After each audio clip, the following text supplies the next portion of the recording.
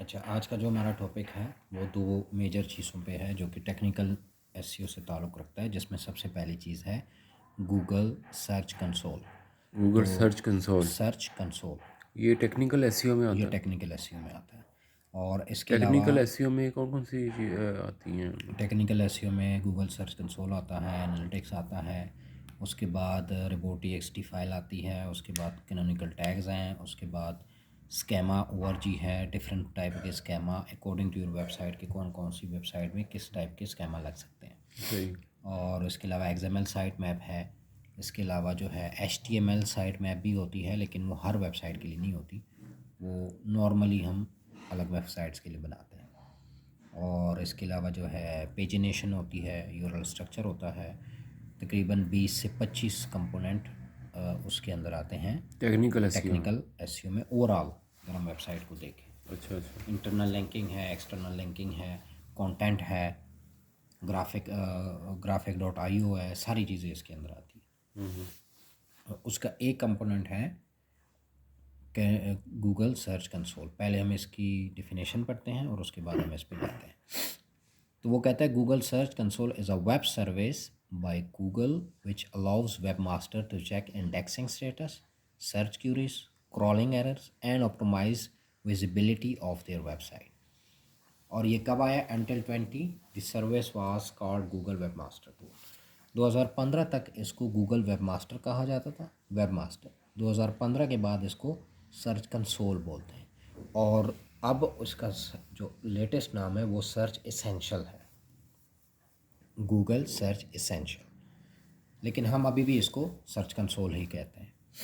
Google search console आपकी website के technical issues से ताल्लुक़ रखती है, जिसमें आपका इंडेक्सिंग, क्रॉलिंग और उसके अलावा जो है ऑप्टिमाइजिंग सर्च क्यूरीज, कौन सा कीवर्ड कहाँ पे है, कौन से कीवर्ड के अगेंस्ट आपकी वेबसाइट आ रही है, ये भी उसके अंदर होता है। लोग आपकी आपकी वेबसाइट किस क्यूरी के अगेंस्ट सर्च इंजन के किस पेज पे आ रही है, इस टाइप की कुछ क्यूरीज भी आपको उसमें नज़र आती हैं।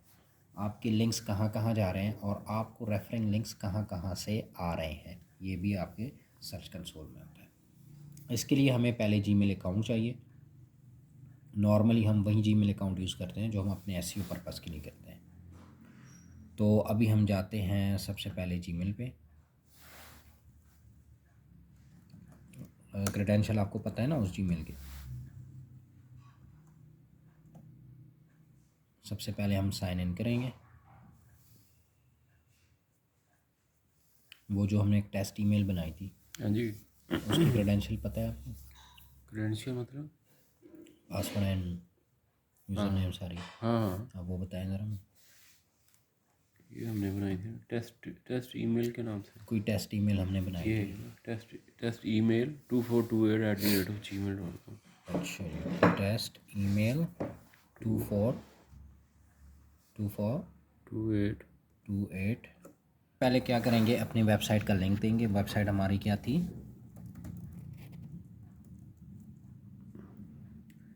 हमारी वेबसाइट का डोमेन क्या थी? खलीफा बेकरी .pk।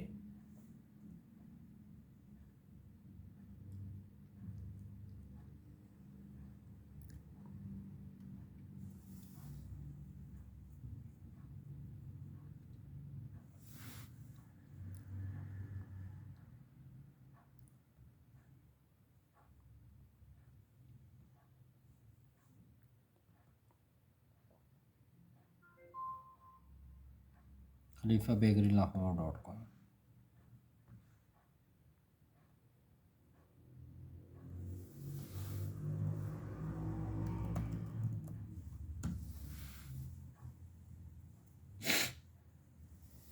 ये हमारी वेबसाइट थी।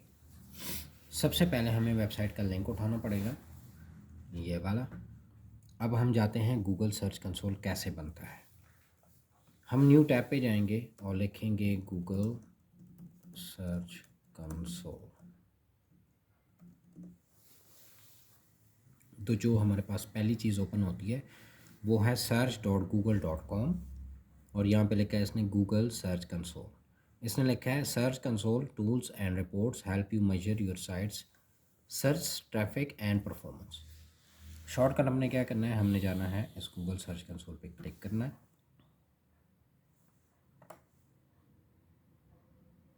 और यहाँ पे स्टार्ट नाउ।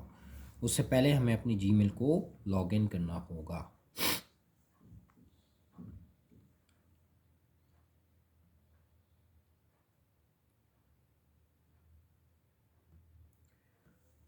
ठीक है, जब हम सर्च कंसोल में जाते हैं तो ये कहता है कि क्योंकि अभी बना नहीं है तो ये स्टार्ट आ रहा है, तो यहाँ से हम इसको स्टार्ट करेंगे।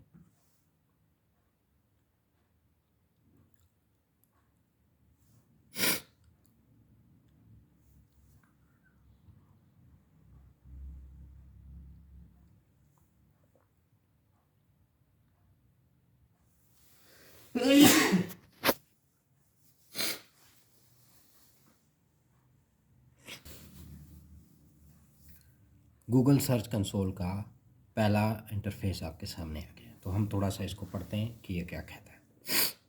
ये लिखा है Google search console, welcome to Google search console, to start select property type.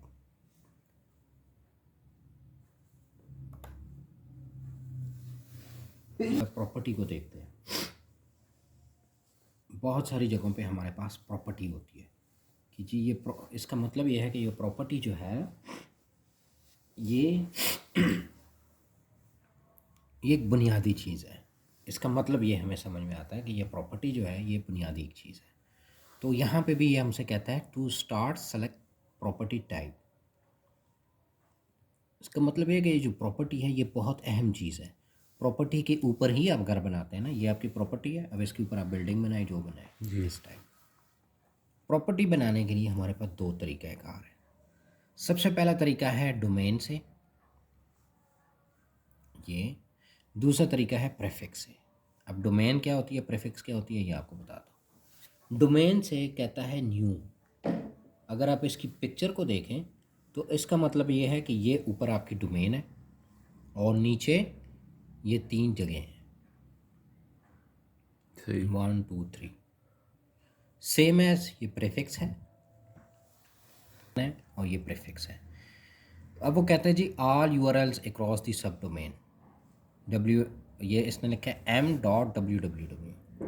हमारी तो सब डोमेन कोई है नहीं। सब डोमेन क्या होती है, सब डोमेन ये होती है कि जैसे मेरी है khalifaBakers.com, तो मेरी हो waqas.khalifaBakers.com, यानी ओरिजिनल ईमेल, ओरिजिनल डोमेन से पहले कोई भी दूसरा नाम। अच्छा। जैसे एक वेबसाइट है google.com, तो गूगल से पहले एक और वेबसाइट हो search.google.com, जैसे ये है, तो ये क्या है, ये इसकी सब डोमेन है। सर्च डॉट ओरिजिनल क्या है google.com और उससे पहले क्या है कोई सर्च भी डॉट कोई भी भी नाम। पहला नाम, दैट्स कॉल्ड सब डोमेन। सब डोमेन। डोमेन और सब डोमेन यानी उसका छोटा। अब वो कहते हैं जी all URLs across all subdomains, तो हमारी तो कोई सब डोमेन है नहीं, तो ये तो पहले इधर ही फेल हो गया। दूसरा ऑल यूआरएल्स अक्रॉस HTTP और HTTPS, तो HTTP और HTTPS फ़िलहाल हमारा तो है ही HTTP, ये ताला लगा है लेकिन ये फ्री वाला है, ये 3 माह बाद ये ताला ख़त्म हो जाएगा, ये हमें पैसों पे ख़रीदना पड़ता है। तो वो कह रहा है जी जितने भी हैं HTTP और HTTPS के साथ, तो चलो वो तो हम हैं, HTTP हो या HTTPS हो वो हम हैं। उसके बाद वो कहता है required DNS verification, domain name servers verification. Domain name server अक्सर हमारे पास नहीं होते, वो एक बैकएंड की चीज़ है, वो अक्सर हमारे पास नहीं होती, वो कंपनी के पास होती है। तो हम क्या करते हैं, हम इस चीज़ को अवॉइड करते हैं कि इसमें जो वेरिफिकेशन की चीज़ें हैं ये हमारे पास कम है, एक ही है, और वो है DNS वेरिफिकेशन, जो कि हमारे पास हो भी सकती है नहीं भी हो सकती। अगर आप कंपनी के लिए काम कर रहे हैं तो आपके पास तो बिल्कुल भी नहीं होती। कौन सी वेरिफिकेशन? जब आप प्रॉपर्टी बनाएंगे तो वेरिफिकेशन तो करेंगे ना, वरना तो आप किसी का भी URL डाल के उसको उसका सारी चीज़ें आप खुद कर लें। तो वेरिफिकेशन के लिए आपको जब ये कोड देगा तो आप कहाँ जाके डालेंगे, उस वेबसाइट के अंदर डालेंगे ना। सही। तो इसलिए ये कहता है कि required DNS verification, domain name server. जब आप वेबसाइट बनाते हैं तो आपके डोमेन नेम सर्वर होते हैं पीछे बैकएंड पे, जो आपके होस्टिंग प्रोवाइडिंग आपका जो ISP है वो आपको डोमेन नेम सर्वर अलॉट करता है आपकी वेबसाइट के अगेंस्ट, कि आपकी वेबसाइट किस डोमेन के तहत किस होस्टिंग सर्वर के ऊपर पड़ी हुई है। तो वो एक नंबरिंग होती है, तो वो तो हमारे पास नहीं होती, वो अक्सर हमारे पास 90% नहीं होती। सो गूगल ने बोला अगर आप इस तरह करते हो इस तरह कर लो, अगर आप इस तरह नहीं कर सकते तो फिर हम आपके लिए एक और रास्ता देखते हैं, यूआरएल प्रीफिक्स। यूआरएल प्रीफिक्स के अंदर अगर आप देखें, ऊपर डोमेन है, नीचे हमारे पास 3 रास्ते हैं, सही। जिसमें वो कहता है only URLs under entered address, यानी वो एंटर एड्रेस जो आप एंटर करेंगे, जो कि ये है।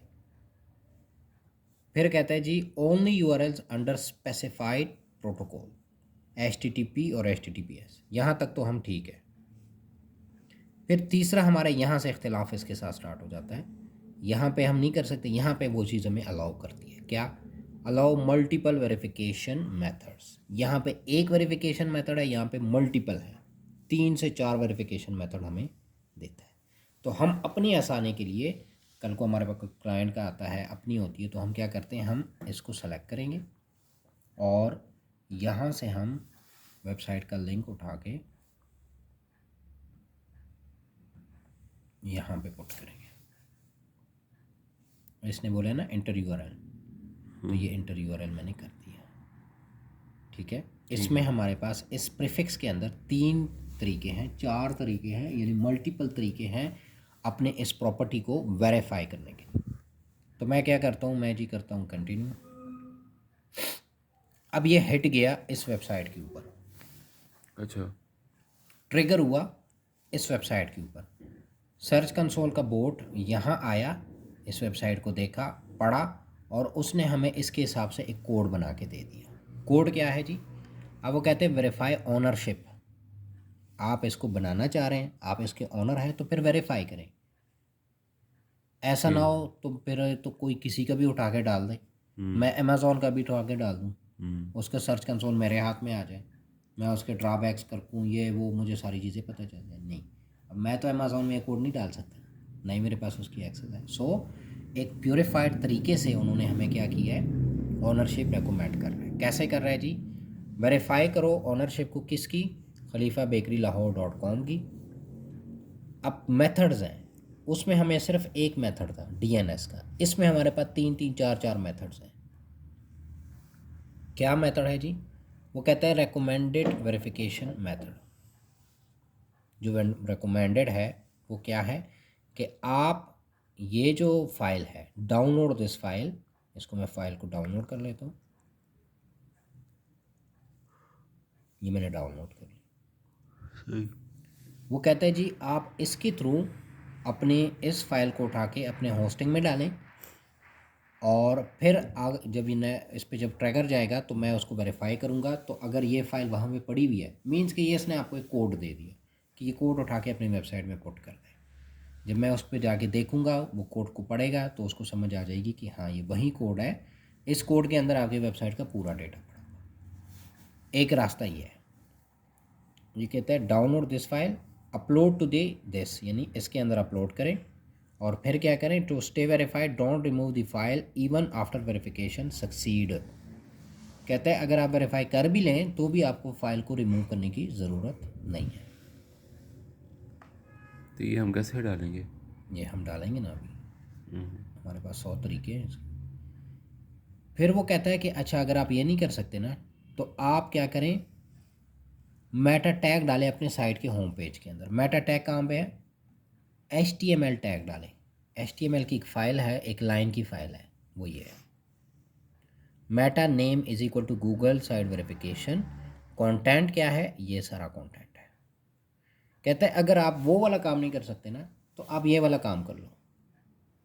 तो इसके लिए हम क्या करते हैं कि हम इसको उठा के Ctrl+N करते हैं और हम लिखते हैं गूगल साइट वेरिफिकेशन।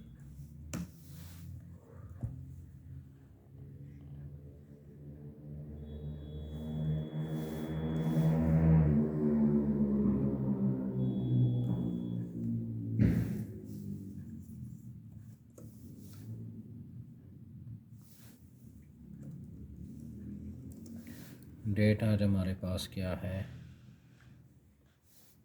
22/01/2000।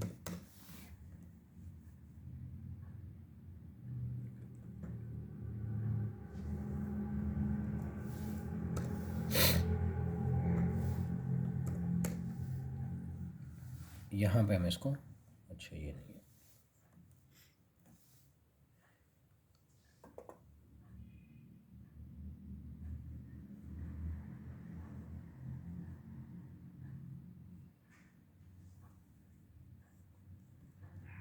वो कहता है कि copy the Meta tag below and paste it into your homes, into your sites home page.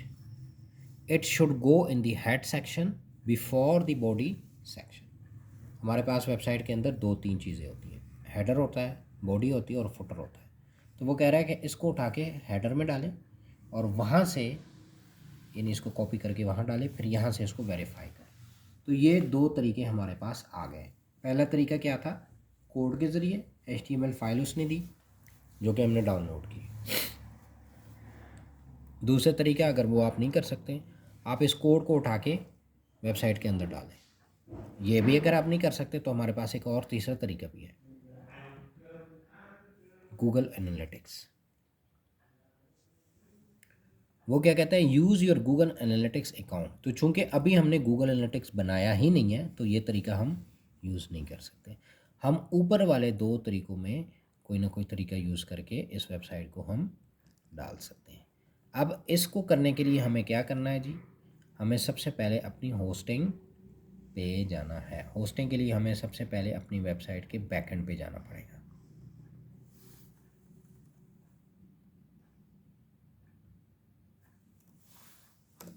WP admin